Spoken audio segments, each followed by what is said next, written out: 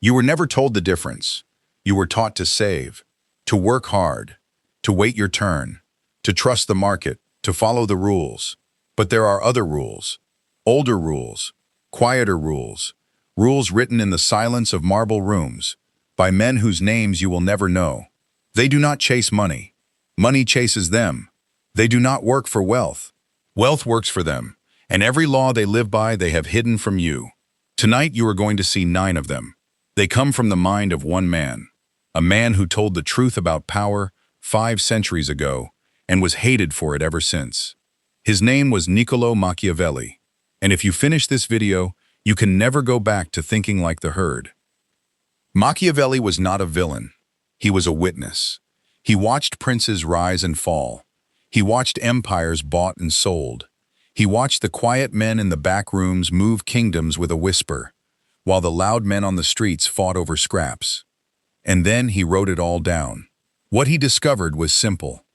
The world is not divided by good and evil. It is divided by power and weakness, by those who command and those who comply. The same is true of wealth. There are 2 camps, the princes, the rulers of capital, and the ruled, the herd that feeds them. The wall between these 2 worlds is built from 9 laws. The princes live by them. The herd is never told them. Tonight, you are about to see that wall for the first time. Once you see it, you cannot unsee it. Rule 1. Never invest to earn.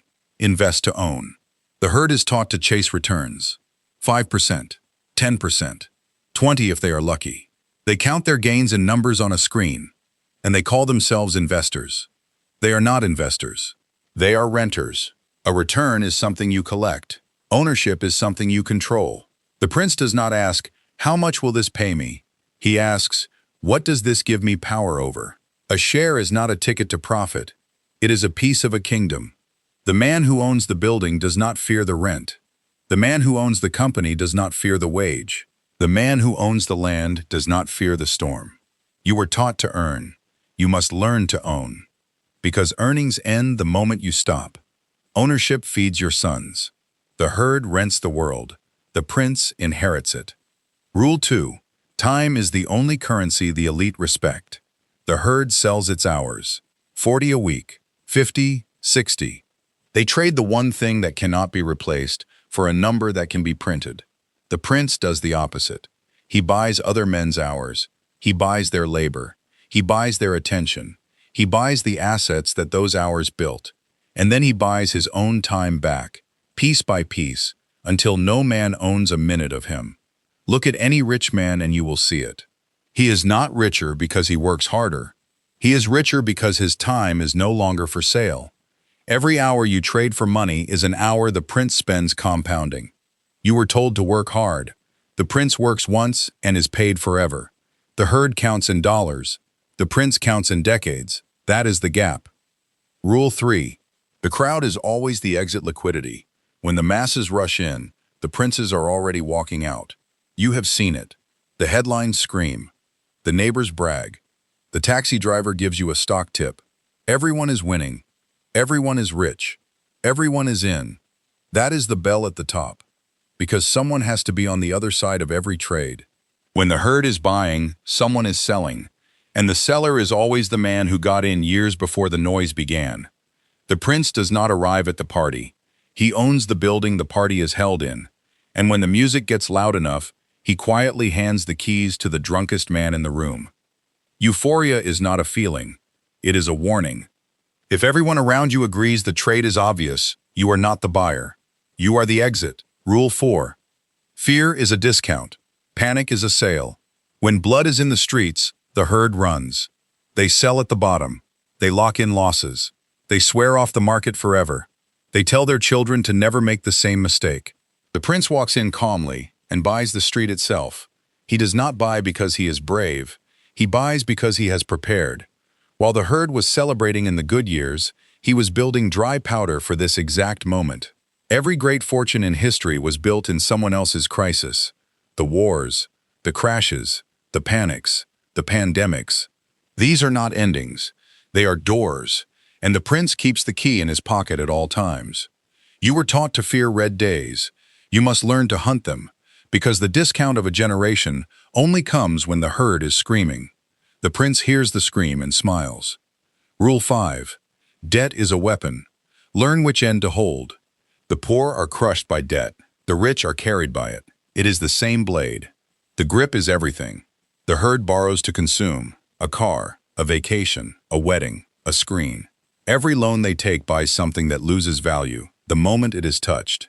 And then they pay interest on the corpse for years. The prince borrows to acquire. He borrows to buy what produces. He borrows against assets that pay more than the loan costs. He uses other men's money to buy machines that print his own. The herd works to pay debt. The prince uses debt to skip working. You were told debt is dangerous. That is true, but only when held by the weak end. The strong end builds empires. Learn the difference, or be cut by it. Rule 6. Diversification is the religion of the uncertain. The herd is told to spread thin. A little here, a little there. Never too much in one place. Never too sure of anything.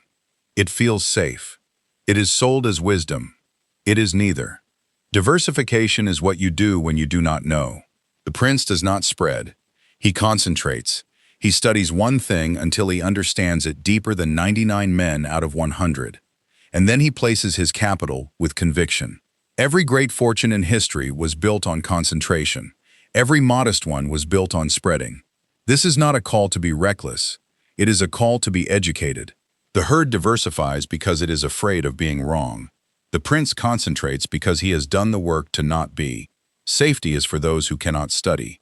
Conviction is for those who can. Rule 7. Never show your capital. Never speak your moves. Wealth seen is wealth taxed, targeted, and copied.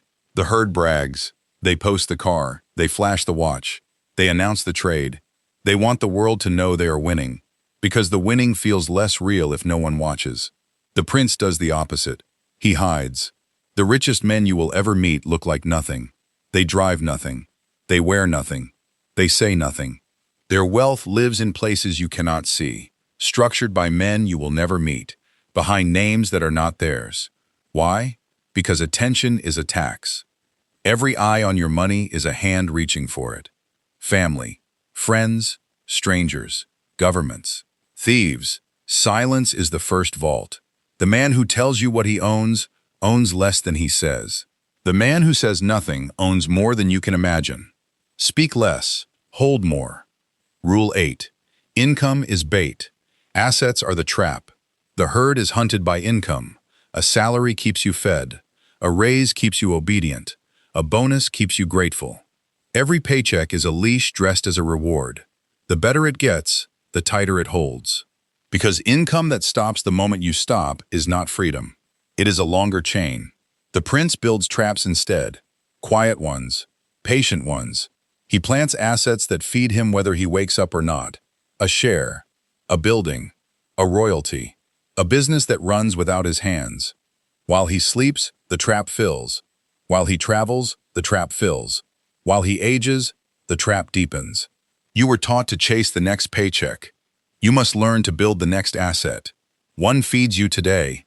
The other feeds your bloodline. The herd lives on income and dies poor. The prince lives on assets and dies free. Choose your trap. Rule 9. The final law. Patience is power disguised as stillness. The herd cannot sit still.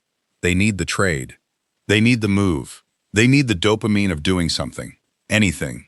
They mistake motion for progress and noise for wealth. The prince does almost nothing. He waits. He studies. He watches. He lets the years pass, while the herd churns itself broke around him. And then, when the moment comes, once a decade, sometimes once a lifetime, he strikes. Quietly, decisively, permanently. And then he goes back to waiting. The greatest investors in history were not the most active. They were the most still. They knew that wealth is not built by 10,000 small decisions. It is built by 10 enormous ones, made calmly, made rarely, and made right. Stillness is not laziness. Stillness is loaded. The herd burns its life chasing every move. The prince waits 10 years to make one, and never has to make another. That is the final law. You have now seen the wall. 9 laws. Quiet, brutal, older than your grandfather's grandfather. Lived by the men who own the world you walk through every day. Most men who watch this video will close the tab and forget. They will return to the herd. They will return to the noise. They will return to the comfort of being one of the ruled. A few of you will not. A few of you felt something change while you were listening. A weight, a discomfort, a door opening that you did not ask to open. That feeling is the cost of knowing. Because ignorance is light, awareness is heavy. The herd sleeps well because it has never been shown the wall. You no longer have that luxury. You cannot unsee what you have seen tonight. You will look at your paycheck differently. You will look at your debt differently. You will look at the crowd differently. You will look at the silent rich man at the back of the room and finally understand why he says nothing. This was not a video. This was an initiation. You are no longer one of the ruled. You have not yet become a prince. But for the first time, you have been shown the gate. What you do next is yours alone. This was lesson 1. The doctrine is deeper. The laws are darker. The next rule is the one they fear most. And it will be uploaded next. If this disturbed you, you needed it. Subscribe quietly. Do not announce it. Princes do not perform. And before you leave, answer this in the comments. Which rule did the herd in your life break first? The man who answers honestly is already halfway through the gate.